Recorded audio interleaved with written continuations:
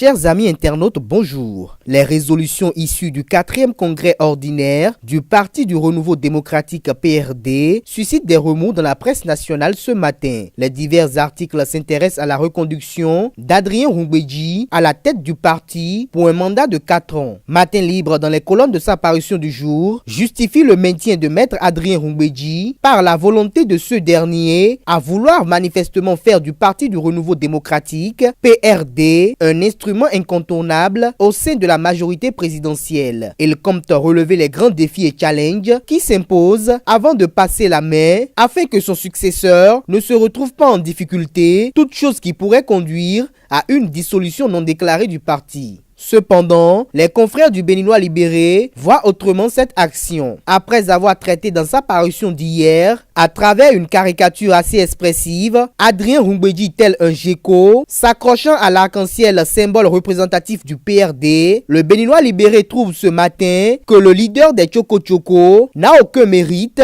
comme ses cousins politiques de la même génération, à savoir Albert Tevo Edjre, Bruno Amoussou, le vieux Da Silva, Gracien Roungbeji, Moïse Messon, pour ne citer que cela. Le quotidien Le Béninois libéré reproche à Adrien Roungbeji de faire partie de ceux qui, à son avis, n'ont rien fait pour la jeunesse. Du PRD, intéressons-nous à la dilapidation de 60 millions de francs CFA par plusieurs chefs d'unité de la police et de la gendarmerie nationale. Fraternité rapporte à cet effet, dans les colonnes de sa parution du jour, un entretien réalisé avec Nazer Rounokwe. Lequel entretien, au cours duquel le général de police, chargé de mission à la sécurité intérieure du chef de l'État, a expliqué les griefs relatifs à la mauvaise gestion des ressources additionnelles et annuelles, de renforcement des capacités opérationnelles et d'intervention des unités de sécurité, tout en dénonçant la mafia qui règne à la police et à la gendarmerie nationale. Il appelle les officiers à plus de responsabilités. Nazer Rounokwe, lors de son intervention, a précisé que les chefs d'unité concernés sont relevés de leurs fonctions pour leur permettre de préparer leur défense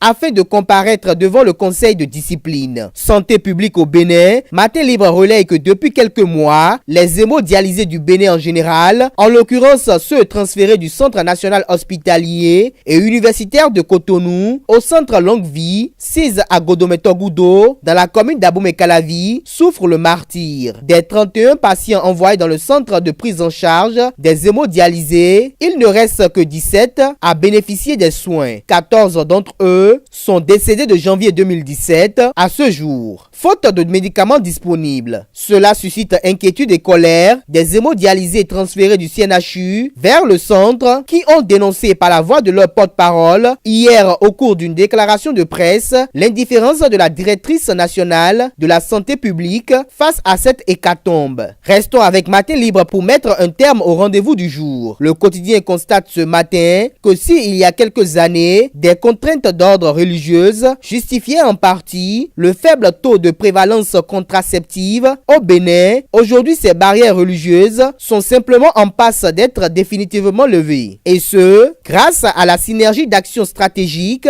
affinée à la plateforme Les religieux s'engagent pour la PF. Matin Libre tient à rappeler que la planification familiale occupe une place importante dans la marche vers le développement et surtout dans la réalisation du dividende démographique.